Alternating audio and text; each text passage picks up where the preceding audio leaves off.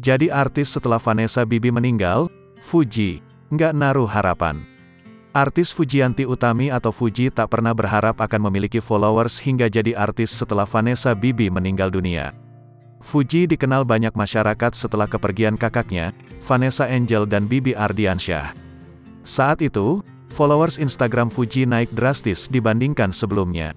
Dikutip dalam kanal YouTube Denny Sumargo pada Kamis, tanggal 2 Maret tahun 2023, Fuji mengaku tak berharap jadi artis. Nggak naruh harapan sih, nggak naruh ekspektasi ya alhamdulillah aja, ujar Fuji. Fuji mengaku rela tak menjadi artis asalkan kedua kakaknya tak pergi meninggalkannya. Rela? Bener, ucap Fuji. Diketahui, Vanessa Angel dan Bibi Ardiansyah kerap mengajak Fuji untuk bekerja. Bahkan, Fuji menyebut dirinya kerap dijadikan kelinci percobaan oleh Vanessa Bibi. Dulu waktu kakakku masih hidup aku emang dijadiin talentnya, jadi kelinci percobaannya, tutur Fuji.